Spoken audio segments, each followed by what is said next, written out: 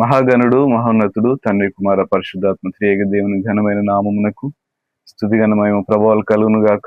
ఈ సమయంలో కొద్ది నిమిషాలు దేవుని వాక్యమును మనం ధ్యానం చేద్దాము. గత సందేశాల్లో తెలుసుకున్నట్లుగా కొన్ని విషయాలు ఈ సమయంలో మనం తెలుసుకుందాం. యోహాన్ గారు రాసిన మొదటి పత్రిక 3వ అధ్యాయం 20వ వచనంలో ఉన్న మాటను ఈ సమయంలో మనం చదువుదాం. ఇందువలన మనము సత్య సంబంధులమని ఎరుగుదుము, దేవుడు మన హృదయము కంటే అధికుడై సమస్తమును ఎరిగి ఉన్నాడు గనుక మన హృదయం ఏ ఏ విషయములలో మన యందు దోషారోపణ చేయునో ఆయా విషయములలో ఆయన ఎదుట మన హృదయములను సమ్మతిపరచుకుందుము. చిన్న ప్రార్థన చేద్దాం. మహాగణుడా, మా రక్షకుడా, మీకే స్తుతులు స్తోత్రములు రాజా. ఈ సమయంలో మీ యొక్క దివ్య వాక్యమును ధ్యానం చేయడానికి నేను సిద్ధపడి ఉన్నాను. ఈ సందేశం ఎవరైతే వినబోతున్నారో వారితో మీరు మాట్లాడి బలపరచండి. మీరే కార్యములు జరిగించమని యేసుక్రీస్తు నామంలో వాక్య భాగాన్ని ప్రారంభం చేస్తున్నాం తండ్రి, ఆమేన్.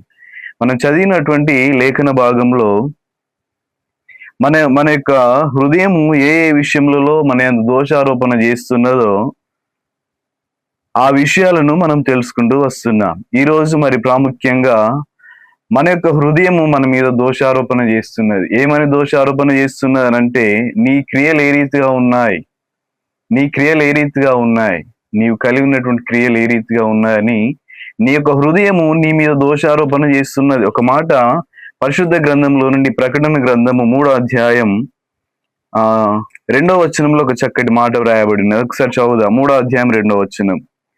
నీ క్రియలు నా దేవుని ఎదుట సంపూర్ణమైనవిగా నాకు కనబడలేదు గనుక జాగరూకుడవై చావనయున్న మిగిలిన వాటిని బలపరచుము. ఇక్కడ దేవుని లేఖనం సెలవిస్తున్న ఏమని అంటే, నీ క్రియలు నా దేవుని ఎదుట సంపూర్ణమైనవిగా నాకు కనబడలేదు. దేవుని ఎదుట మన క్రియలు సంపూర్ణమైనవిగా కనబడలేదని ఇక్కడ ప్రకటన గ్రంథం రాస్తున్నటువంటి యోహాన్ గారు మనకు గుర్తు చేస్తున్నారు. దేవుని దగ్గర నిలబడేటువంటి ఆ సమయంలో మన యొక్క హృదయం మన మీద దోషారోపణ చేస్తున్నది. ఏమని దోషారోపణ చేస్తున్నానంటే, నీ క్రియలు ఏ రీతిగా ఉన్నాయి. ఇక్కడ చదివిన మాటలో మాట మనం చూసినప్పుడు, నీ క్రియలు నా దేవుని ఎదుట సంపూర్ణమైనవిగా నాకు కనబడతలేవు. మన క్రియలు దేవుని ఎదుట సంపూర్ణంగా కనబడతలేవు. మన యొక్క హృదయము మన మీద దోషారోపణ చేస్తున్నది. ఏమని దోషారోపణ చేస్తున్నది? నీ క్రియలు సరిగా లేవు, నీవు చేసేటువంటి క్రియలు సరిగా లేవు అని నీ యొక్క హృదయమే నీ మీద దోషారోపణ చేస్తా ఉన్నది. మరి నీ ఎటువంటి క్రియలు కలిగి ఉన్నావు? దేవుని నమ్మినప్పటికీ, విశ్వాసి అయినప్పటికీ, దేవుని మందిరంలో నీవు ఉంటున్నప్పటికీ, అదే రీతిగా దేవుని యొక్క రక్త మాంసములలో పాలు పంపులు పొందుకుంటున్నటువంటి నీవు కలిగి ఉన్నటువంటి క్రియలు ఏ రీతిగా ఉన్నాయి?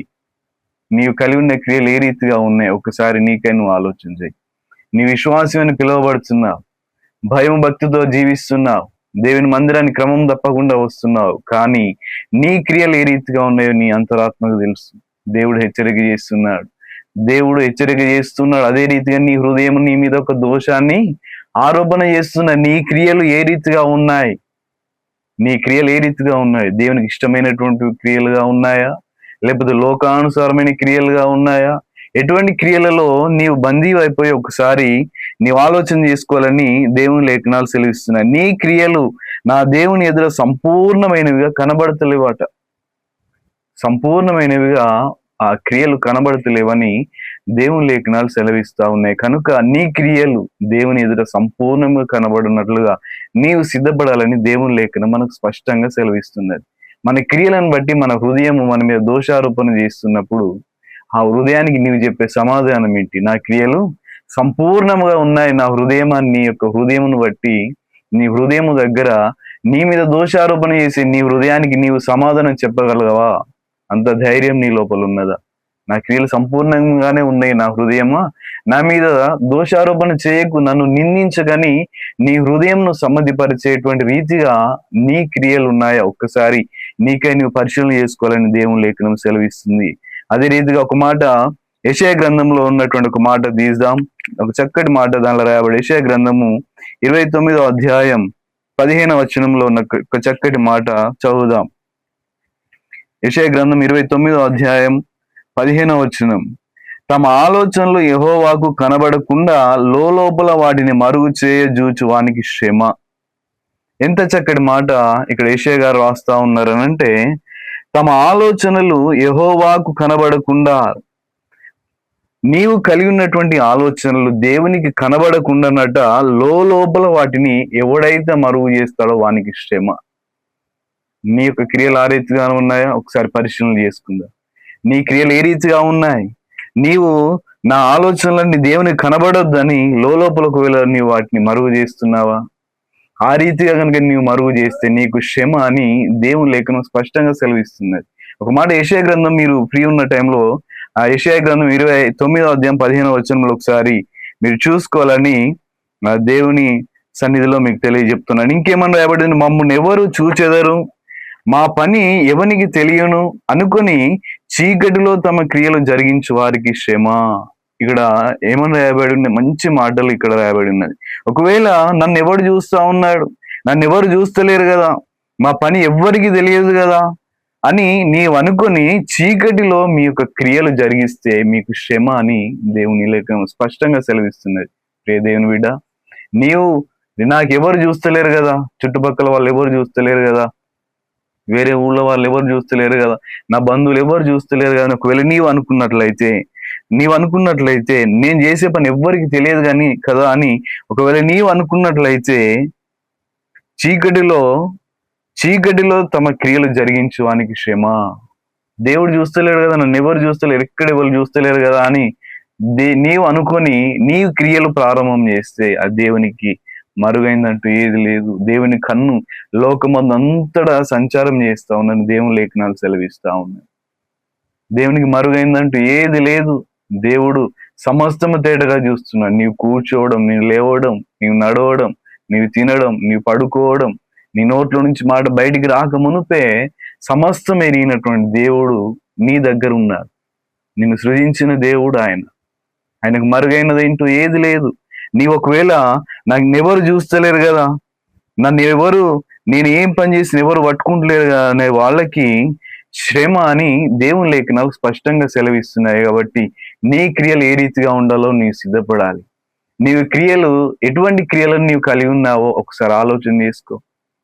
దేవుని సన్నిధిలో ఉంటున్నటువంటి నీవు నీ మీద నీ హృదయం దోషారోపణ చేస్తున్నది, నీ క్రియలు సరిగా సంపూర్ణముగా లేవు అని నీ యొక్క హృదయమే నీ మీద దోషారోపణ చేస్తా ఉంటే నీ యొక్క హృదయాన్ని నీవు సమ్మతిపరచుకోగలవా?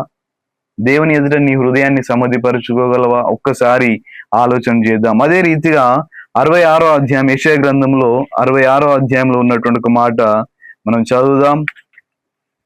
66వ అధ్యాయం 18వ వచనంలో చక్కటి మాట వ్రాయబడి ఉన్నది. ఒకసారి చదువుదామా? ఇక్కడ 18వ వచనం ఒకసారి చదువుదాం. దేవుని లేఖనం తీద్దాం, చదువుదాం. వారి క్రియలు వారి తలంపులు నాకు తెలిసే ఉన్నవి, అప్పుడు సమస్త జనములను ఆయా భాషలు మాట్లాడు వారిని సమకూర్చేదను, వారు వచ్చి నా మహిమను చూచేదరు. ఇక్కడ దేవుడు ఏమంటున్నాడు? వారి క్రియలు వారి తలంపులు అన్ని కూడా నాకు తెలిసే ఉన్నవి అంటున్నాడు. ఏమంటున్నాడు అండి? వారి క్రియలు వారి తలంపులు అన్ని కూడా నాకు తెలిసే ఉన్నది. మన క్రియలు అన్ని కూడా దేవునికి తెలిసినాయి. ప్రియ దేవుని కూడా దేవునికి మరుగైందంటూ ఏది లేదు. నీ ఎటువంటి క్రియలలో కూరుకొని పోయి ఉన్నావో నీకు తెలుసు. దేవుని ఎదుట ఆ క్రియలు సంపూర్ణంగా లేవని నీకు తెలుసు. అయినప్పటికీ నువ్వేం చేయాలంటే నీ క్రియలను సంపూర్ణమైనవిగా చేసుకోవాలి. దేవునికి ఇష్టమైన క్రియలుగా నీవు చేసుకోవాలని దేవుని లేఖనం సెలవిస్తున్న. ఒకటి చివరిగా ఒక మాట ఈ సమయంలో మనం ధ్యానం చేసి ఈ వాక్య భాగాన్ని ముగించుకోవడానికి ప్రయత్నం చేద్దాం. మీకా గారు రాసిన మీకా గ్రంథం ఒక మాట చదువుదాం. 2వ అధ్యాయం 1వ వచనంలో ఒక చక్కటి మాట వ్రాయబడి ఉన్నది. మంచముల మీద పరుండి మోసపు క్రియలు యోచించు దుష్కార్యములు చేయి వారికి క్షమ, అలాగు చేయుట వారి స్వాధీనంలో ఉన్నది గనుక వారు ప్రొద్దు పొడవగానే చేయుదురు. మంచముల మీద పరుండి మోసపు క్రియలు యోచించే దుష్కార్యములు చేయి వారికి శ్రమ. మోసపు క్రియలు ఆలోచన చేసే వారికి క్షమ అని దేవుని లేఖనాలు సెలవిస్తున్నది. నీ యొక్క క్రియలు ఏ రీతిగా ఉన్నాయో నీ హృదయం నీ మీద దోషారోపణ చేస్తా ఉన్నది. నీ క్రియలు ఏ రీతిగా ఉన్నాయో నీ హృదయం నీ మీద దోషారోపణ చేస్తున్నది. ఆ దోషారోపణ చేస్తున్నటువంటి నీ హృదయాన్ని నీవు సమ్మతిపరచుకోగలవా? నీవు సమ్మతిపరచుకోగలవా? దేవుని లేఖనం ఎంతో స్పష్టంగా సెలవిస్తున్నాయి. నీ హృదయమే నీ మీద దోషారోపణ చేస్తా ఉన్నది. ఆ దోషారోపణ చేసేటువంటి నీ హృదయాన్ని నీవు సమ్మతిపరచుకోగలవా? దేవుని న్యాయపీఠం ఎదుట ఏదో ఒక రోజున మనం ఖచ్చితంగా నిలబడే వాళ్ళమై ఉంటున్నాం. నిలబడే స్థితిలో మనం ఉండబోతున్నాం. కాబట్టి ఆ నిలబడేటువంటి ఆ తరుణంలో నీ యొక్క హృదయాన్ని నీవు సమ్మతిపరచుకోవడానికి నీవు సిద్ధమా? ఒకసారి ఆలోచన చేద్దాం. చివరికి ఒక మాట జ్ఞాపకం చేసుకుందాం. 1 సమూయేలు గ్రంథం 16వ అధ్యాయం 7వ వచనంలో ఒక చక్కటి మాట వ్రాయబడి ఒకసారి చదువుదాం. అయితే యెహోవా సమూయేలుతో ఇలాగు సెలవిచ్చెను, అతని రూపమును అతని ఎత్తును లక్ష్య పెట్టకము, మనుషులు లక్ష్యపెట్టు వాటిని యెహోవా లక్ష్య పెట్టాడు. నేను అతని త్రోసివేసి ఉన్నాను, మనుషులు పైరూపము లక్ష్య పెట్టుదురు గాని యెహోవా హృదయమును లక్ష్య పెట్టును. ఈ మాట ఎందుకు చదువుకున్నామనంటే, మన దేవుడు హృదయ అంతరంగాలను ఎరిగినవాడు. మన బయటికి చూసుకుంటూ వెళ్ళినట్లయితే మన క్రియలన్నీ కూడా సమాజము, అదే రీతిగా బంధువులు, అదే రీతిగా మిత్రులు మెచ్చే రీతిగా మన క్రియలు ఉంటాయేమో, కానీ నీ యొక్క అంతరంగాన్ని ఎరిగినటువంటి దేవుడు నీ లోపల ఉన్నటువంటి క్రియలను చూస్తాడు. ఇక్కడ ఆ దావీదు గారి విషయంలో దేవుడు మాట్లాడుతున్న మాట, అయితే యెహోవా సమూయేలుతో సెలవిస్తా ఉన్నాడేమని, అతని రూపమును అతని ఎత్తును నీకు లక్ష్య పెట్టకు.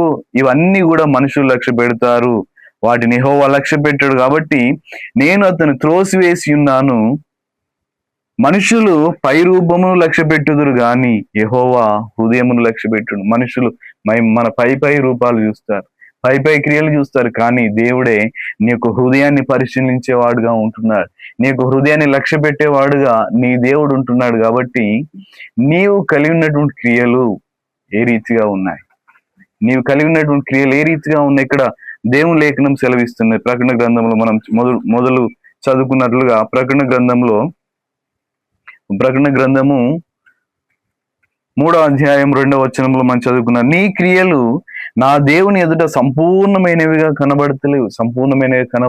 కాబట్టి నీ క్రియలన్నీ సంపూర్ణంగా ఉండాలంటే నీవు దేవుని యందు భయము భక్తి కలిగినటువంటి జీవితం జీవిస్తూ నీ క్రియలు దేవునికి ఇష్టమైనటువంటి రీతిగా నీ క్రియలను నువ్వు తయారు చేసుకోవాలి. నీ క్రియలు ఆ రీతిగా నీ ఎదుట ఉంచుకోవాలి. నీ హృదయం నీ మీద దోషారోపణ చేస్తున్నది, ప్రియా బిడ్డ, నీ క్రియలు ఏ రీతిగా ఉన్నాయి అని నీ హృదయము నీ మీద దోషారోపణ చేస్తా ఉంది. నీ హృదయానికి నీవు సమాధానం చెప్పగలుగుతావా? నీ హృదయానికి నీవు సమాధానం చెప్పగలుగుతావా? నీ క్రియలను బట్టి, నీవు కలిగి ఉన్నటువంటి క్రియలను బట్టి నీవు సమాధానం చెప్పగలుగుతావా? ఆ సమాధానం కొరకే నీ హృదయం ఎదురు చూస్తున్నది. నీ యొక్క హృదయాన్ని సమ్మతపరచాలి. నా హృదయమా, నేను కలిగి ఉన్నటువంటి క్రియలను బట్టి నన్ను నీవు నిందించగనే ఒక మాట నీ యొక్క హృదయానికి చెప్పే రీతిగా నీవు సిద్ధపడాలని జ్ఞాపకం చేస్తూ ఈ మాటలు ముగిస్తున్నాను. అందరికి వందనాలు. దేవుడు మిమ్మల్ని బహుగా దీవించి ఆశీర్వదించును గాక.